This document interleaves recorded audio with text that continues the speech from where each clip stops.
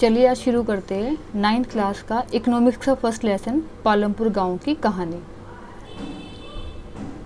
पालमपुर गांव एक काल्पनिक गांव है।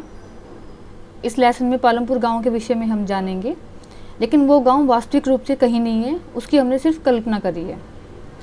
पालमपुर में खेती, ये देखिए जो इसमें इम्पोर्टेंट है, जो मेन है, उसके नीचे मैंने अंडरलाइन किया है, उसको मैं अच्छे से एक्सप्लेन करूँगी। पालमपुर में खेती मुख्य क्रिया है। पालमपुर जो गांव है उसमें सबसे जो मेन काम किया जाता है वो खेती बाड़ी का किया जाता है, क्योंकि जैसे कि आपको नाम से ही पता है पालमपुर एक गांव है और गांव में लोग ज़्यादातर क्या काम करते हैं, खेती बाड़ी का काम करते हैं।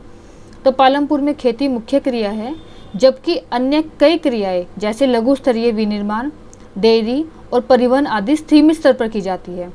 इसका मतलब क्या हुआ, पालमपुर जो गाँव है उसमें खेती मुख्य क्रिया है, ज़्यादातर लोग खेती बाड़ी करते हैं, लेकिन उसके अलावा लघु स्तरीय विनिर्माण जैसे छोटी छोटी चीज़ें बनाना, मोमबत्ती बनाना, माचिस बनाना, टोकरी बनाना, डेयरी, परिवहन, डेयरी मतलब दूध का काम करना, सामान को एक जगह से दूसरी जगह पर ढोना और उससे पैसे कमाना, ये छोटे छोटे काम भी किए जाते हैं, लेकिन सीमित स्तर पर कम किया जाता है।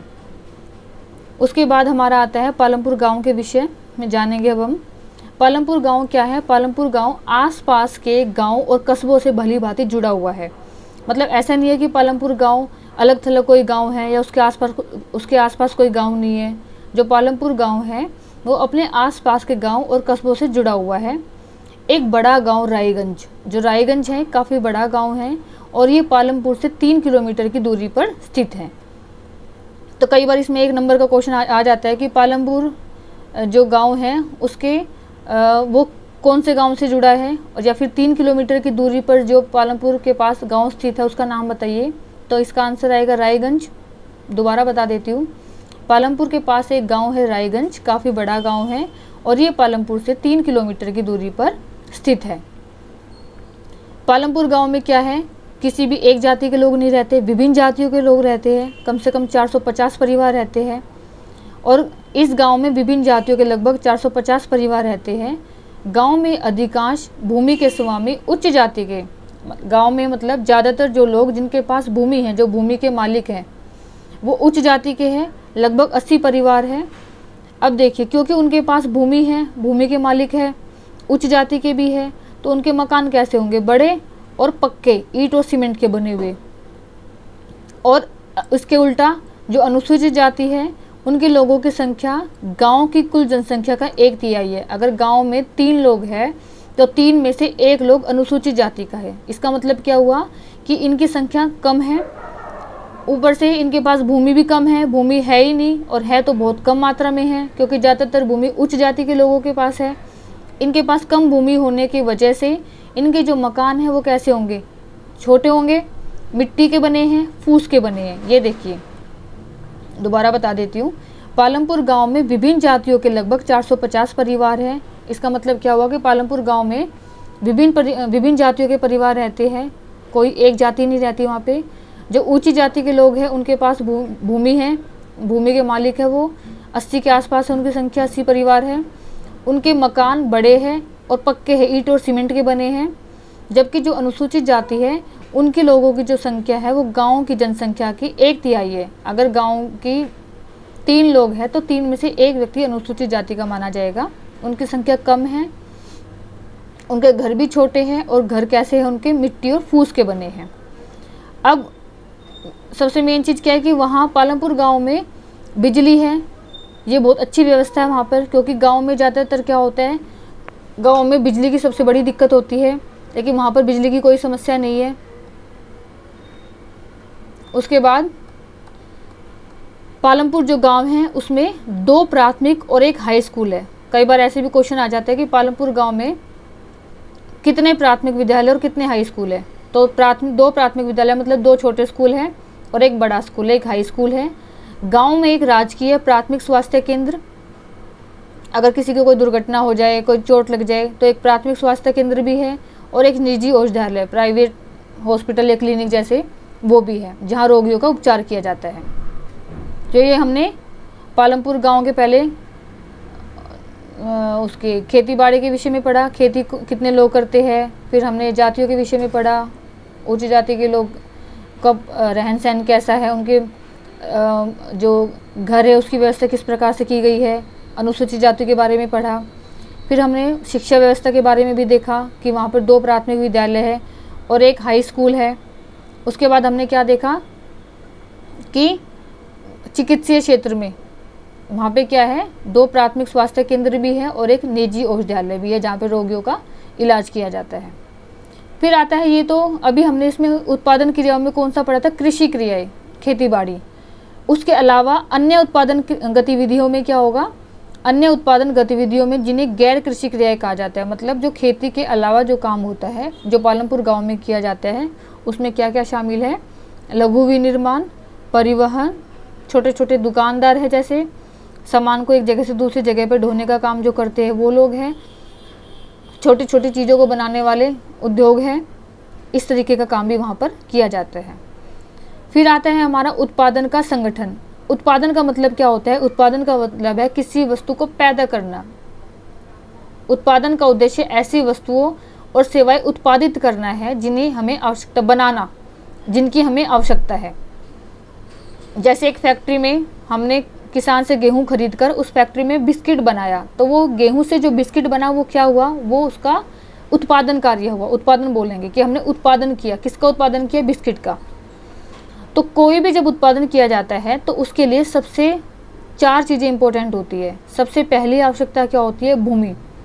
अगर हम कोई भी काम शुरू करते हैं तो बिना भूमि मतलब बिना ज़मीन के हम उस काम की कल्पना भी नहीं कर सकते। तो पहली आवश्यकता भूमि हो गई। अब भूमि भी अकेले कोई काम नहीं कर सकती, उसके लिए अन्य प्राकृतिक संसाधनों की आवश्यकता भी पड़ती है, जैसे पानी हो गया हमारा, जल, वन हो गए, पेड़ पौधे, और खनिज जो ज़मीन के अंदर हमारे खनिज ऐसे दबे होते हैं वो। तो पहली आवश्यकता क्या होगी उत्पादन के लिए, भूमि की। दूसरी आवश्यकता होगी श्रम। श्रम का मतलब अब हमारे पास भूमि है, अकेली भूमि काम थोड़ी करेगी, उस भूमि पर काम करने के लिए हमें मजदूरों की आवश्यकता होगी, लोगों की आवश्यकता होगी, तो वो हो गया हमारा श्रम। तीसरी आवश्यकता होगी हमारी भौतिक पूंजी, पैसा। बिना पूंजी या बिना पैसे के भी हम कोई काम नहीं कर सकते। अब भौतिक पूंजी को 2 भागों में बांटा जाता है, एक होता है हमारा स्थायी पूंजी और दूसरा होता है हमारा कार्यशील पूंजी। अब देखिए स्थायी पूंजी का मतलब क्या होता है, एक बार हमने मशीन खरीदी या हमने कोई औजार खरीदा और उसका हम प्रयोग बाद में करते रहते हैं। जैसे एक बार मशीन खरीद ली, उस मशीन से हम कोई ना किसी चीज़ का उत्पादन कर रहे हैं, तो हमने पैसा एक बार लगाया ना, लेकिन हम उसका यूज़ तो आगे आने वाले टाइम में भी कई सालों तक कर रहे हैं। जैसे जनरेटर हमने ले लिया, जनरेटर में पैसा लगाया, उसको खरीद लिया, जनरेटर का यूज़ कब होगा, बिजली के लिए जब बिजली नहीं होगी। ऐसे कंप्यूटर हो गया, कोई मशीन हो गई, तो इनका प्रयोग एक बार इनको खरीदा जाता है, लेकिन आगे आने वाले कई सालों तक इसका हम प्रयोग करते हैं। एक बार हमने पैसा इन्वेस्ट कर दिया और उसका कई सालों तक हम उसका प्रयोग करके उससे पैसा कमाएंगे और ज़्यादा पैसा कमाएंगे, तो इसको बोलते हैं हम स्थायी पूंजी। दूसरा होता है हमारा कार्यशील पूंजी, नगद पैसा। इसकी उपयोगिता कुछ टाइम के लिए होती है, जैसे कोई सामान खरीदना है, सामान हमने लिया और उसके बदले पैसे दिए, ख़त्म, ठीक है, इसकी आवश्यकता सिर्फ सामान को लेने तक होती है, तो ये होगी कार्यशील पूंजी। चौथी आवश्यकता क्या होती है उत्पादन के लिए, मानव पूंजी की, मनुष्य की। बिना मानव के ऊपर के जो 3 संगठन हैं उत्पादन के, तीनों बेकार है, क्योंकि अगर मनुष्य ही नहीं होगा तो वो इन तीनों संसाधनों का यूज़ भी नहीं कर पाएगा। तो तीनों आवश्यक है, और चौथा जो है मानव पूंजी, वो सबसे ज़्यादा महत्वपूर्ण है। तो उत्पादन का जो संगठन है वो 4 चीज़ों पर निर्भर करता है। पहला है भूमि, दूसरा है श्रम, काम करने वाले लोग, तीसरा है पूंजी, पैसा। इसके भी 2 भाग है, स्थायी पूंजी जैसे मशीन, औजार, भवन, कार्यशील पूंजी जैसे नगद पैसा। उसके बाद आता है हमारा चौथा जो है इसका संगठन, वो है मानव पूंजी, मनुष्य। उसके बाद ये देखिए, ये भी आता है उत्पादन के कारक किसे कहा जाता है, तो इसमें क्या आएगा, उत्पादन, भूमि, श्रम और पूंजी। जब हम इन सबको जोड़ देते हैं तो वो होता है हमारा उत्पादन के कारक। जब हम उत्पादन, भूमि, श्रम और पूंजी को जोड़ दें तो वो हमारा कहलाएगा उत्पादन के कारक।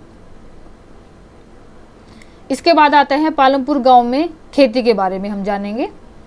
पालमपुर में खेती उत्पादन की मुख्य क्रिया है। अभी बताए थे मैंने, पालमपुर गांव में जो सबसे ज़्यादा काम किया जाता है वो खेती बाड़ी का किया जाता है। और वहाँ पर पालमपुर गांव की जितनी भी जनसंख्या है उनके लगभग 75% लोग, इसका मतलब क्या हुआ, आधे से भी ज़्यादा लोग अपना जीवन चलाने के लिए खेती पर निर्भर है। वो कौन हो सकते हैं? या तो खेतों में काम करने वाले किसान जिनके पास खुद की ज़मीन है, या कृषि श्रमिक जिसके पास ज़मीन नहीं है लेकिन वो दूसरे के खेतों में काम करने जाते हैं। तो पालमपुर गांव में क्या है, खेती मुख्य क्रिया क्यों है? क्योंकि वहाँ कम से कम 75% लोग, आधे से भी ज़्यादा लोग खेती बाड़ी का काम करते हैं, इसलिए वहाँ पे जो मुख्य काम है वो खेती बाड़ी का ही किया जाता है।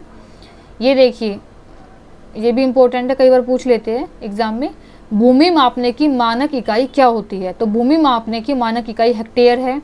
भूमि को कई तरीके से नापा जाता है, कोई लोग बीघे में नापते हैं, कोई गज में मापते हैं, कोई कुंठा में मापते हैं। तो भूमि मापने की मानक इकाई को क्या बोलते हैं? हेक्टेयर। और जो 1 हेक्टेयर होता है वो 100 मीटर की भुजा वाले वर्ग के क्षेत्रफल के बराबर होता है। उसके बाद हमारा आता है, क्या उसी भूमि से अधिक पैदावार करने का कोई तरीका है? ये देखिए, ये जो मेन पॉइंट है वो मैंने अंडरलाइन कर रखा है, उसमें मैं बताती हूँ आपको। बरसात के मौसम में जब बारिश होती है तो किसान वहाँ पर क्या उगाते हैं? जवार और बाजरा। अब इसमें क्या क्वेश्चन बनता है कि खरीफ की फसलें कौन सी होती है? तो इसका आंसर क्या आएगा? जवार और बाजरा। ये खरीफ की फसलें हैं और इसको कब उगाया जाता है? बरसात के मौसम में। इसका यूज़ क्या होता है? इन पौधों को पशुओं के चारे के लिए प्रयोग में लाया जाता है। पशुओं के चारे के लिए इसको हम प्रयोग में लाते हैं। इसके बाद अक्टूबर और दिसंबर के बीच में वहाँ पर, कहाँ पर? पालमपुर गांव में आलू उगाया जाता है, आलू की खेती होती है। सर्दियों में गेहूँ उगाया जाता है। अब इसमें क्या क्वेश्चन बनता है कि रबी की फसल कौन सी है? गेहूँ। या फिर सर्दी के मौसम में कौन सी फसल उगाई जाती है? गेहूँ आ जाएगा। किसान क्या करते हैं? जो गेहूँ उगाते हैं उसमें से कुछ गेहूँ अपने परिवार के लिए रखते हैं खाने के लिए, जो एक्स्ट्रा होता है उसको वो पालमपुर गांव के पास, जो मैंने गांव बताया था काफ़ी बड़ा गांव था और इससे 3 किलोमीटर दूर था रायगंज, उसकी मंडी में वो बेच देते हैं उसको, जो एक्स्ट्रा गेहूं होता है उसको किसान। गेहूं के अलावा वहाँ पर भूमि के एक भाग में गन्ने की खेती भी की जाती है। जो पालमपुर गाँव है वहाँ पर गन्ना भी उगाया जाता है और जिसकी वर्ष में एक बार कटाई की जाती है। और गन्ना कहाँ बेचा जाता है? जो शाहपुर है, वो जो शाहपुर है उसके व्यापारियों को गन्ना, या तो गन्ना ऐसे के ऐसे कच्चे माल के रूप में या फिर उसको गुड़ के रूप में परिवर्तित करके वहाँ बेचा जाता है, शाहपुर के व्यापारियों को बेचा जाता है। पालमपुर में एक वर्ष में किसान 3 अलग अलग फसलें इसलिए पैदा कर पाते हैं क्योंकि वहाँ सिंचाई की सुविकसित व्यवस्था है। क्योंकि पालमपुर गांव में बिजली है, सबसे अच्छी चीज़ उसके लिए यही है कि वहाँ पे बिजली की कोई दिक्कत नहीं है। बिजली की दिक्कत नहीं है तो किसानों को खेती करने में कोई परेशानी नहीं आती, पानी की कमी नहीं होती, सिंचाई व्यवस्था अच्छी है जो खेती के लिए सबसे महत्वपूर्ण होती है। इसी वजह से वहाँ पे किसान एक ही साल में 3 अलग अलग फसलें पैदा कर पाते हैं। अगर बिजली भी ना हो, अगर बिजली नहीं होगी तो वहाँ पे सिंचाई नहीं हो पाएगी, सिंचाई नहीं होगी तो किसान 3 तो क्या है, एक फसल भी अच्छे से उस एक साल में नहीं उगा पाएंगे। तो बिजली की वजह से और सिंचाई की अच्छी व्यवस्था होने की वजह से किसानों को वहाँ पे क्या फ़ायदा है कि वो एक ही साल में 3 अलग अलग फसलें पैदा कर पाते हैं। उसके बाद हमारा आता है, ये देखिए, ये भी बहुत इंपॉर्टेंट है, कई बार आ जाता है क्वेश्चन कि बहुविध फसल प्रणाली किसे कहते हैं? बहु मतलब बहुत सारी, विध मतलब विभिन्न प्रकार की। एक वर्ष में किसी भूमि पर एक से ज़्यादा फसलें पैदा करने को बहुविध फसल प्रणाली कहते हैं। इसका मतलब क्या हुआ? एक साल में किसी भूमि पर जब एक से ज़्यादा फसलें पैदा की जाती है तो उसको बोलते हैं बहुविध फसल प्रणाली। और कई किसान वहाँ पर अब 15-20 सालों से तीसरी फसल के रूप में क्या पैदा कर रहे? आलू। पहले गेहूँ था, बाजरा था, गन्ना था और अब वहाँ पर आलू की पैदावार भी की जाती है। उसके बाद आता है, ये मोस्ट इम्पोर्टेंट है, हरित क्रांति। कई बार इसमें से ऐसे क्वेश्चन आता है कि हरित क्रांति कौन से दशक में शुरुआत हुई हरित क्रांति की? तो हरित क्रांति की शुरुआत हुई थी 1960 के दशक में। अब समझने वाली बात क्या है कि हरित क्रांति क्या है। हरित क्रांति का मतलब है जब किसानों को अधिक उपज वाले बीज, जिसको नाम दिया गया था HYV, कई बार पूछ लेते हैं कि हरित क्रांति से संबंधित जो अधिक उपज देने वाले बीज थे उनको क्या नाम दिया गया, तो HYV। दूसरा क्वेश्चन क्या बनता है, हरित क्रांति की शुरुआत कौन से दशक में हुई थी, 1960 के दशक में। तीसरा क्वेश्चन क्या बनता है इसमें से कि हरित क्रांति से किस फसल के उत्पादन में वृद्धि हुई, तो गेहूं और चावल। तो 1960 के दशक में हरित क्रांति की शुरुआत हुई थी और इसमें क्या हुआ था, किसानों को नई नई तकनीक सिखाई गई थी, किसानों को नई नए तरीके से उन्होंने खेती बाड़ी शुरू की थी। इससे क्या हुआ था, अधिक उपज वाले बीजों का यूज़ किया गया था, जिससे सबसे ज़्यादा उत्पादन बढ़ा था गेहूं और चावल का। जब पुराने तरीकों से परंपरागत बीजों की तुलना में, इसका मतलब क्या है, जब पुराने तरीके से खेती की जाती थी तो इतना उत्पादन नहीं होता था, लेकिन जब HYV अधिक उपज वाले बीजों का यूज़ किया गया तो एक ही बीज के पौधे से उत्पादन कई गुना बढ़ गया। तो ये हरित क्रांति की एक सकारात्मक चीज़ थी, अच्छाई थी इसकी। अब ये देखिए, ये भी आ जाता है, इम्पोर्टेंट है भी। भारत में पंजाब, हरियाणा और पश्चिमी उत्तर प्रदेश के किसानों ने खेती के आधुनिक तरीकों का सबसे पहले प्रयोग किया। इसमें क्वेश्चन कैसे आएगा, किसानों ने खेती के आधुनिक तरीकों का प्रयोग सबसे पहले कहाँ किया, पंजाब, हरियाणा और पश्चिमी उत्तर प्रदेश में।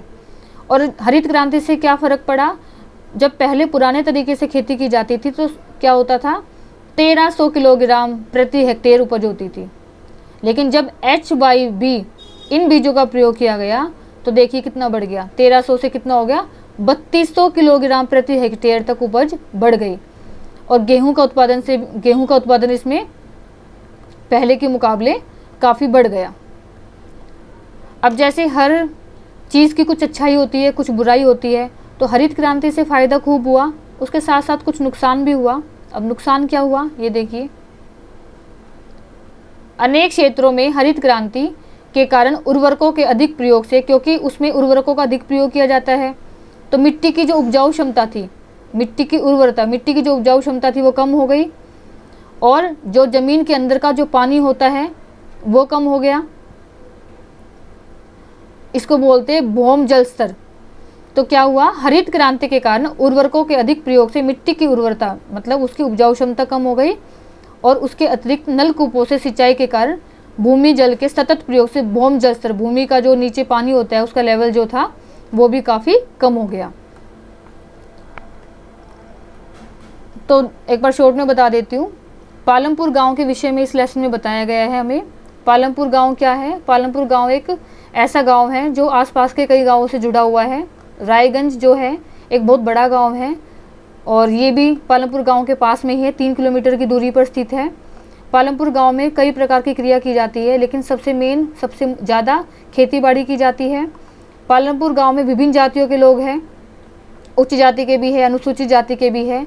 उच्च जाति के जो लोग हैं वो उनके पास वो भूमि ज़्यादा है, उनके घर बड़े हैं। जो नीची जाति के लोग हैं, अनुसूचित जाति के लोग हैं, उनके घर फूस के बने हैं, कच्चे घर हैं, जबकि जो उच्च जाति के लोग हैं उनके घर पक्के हैं।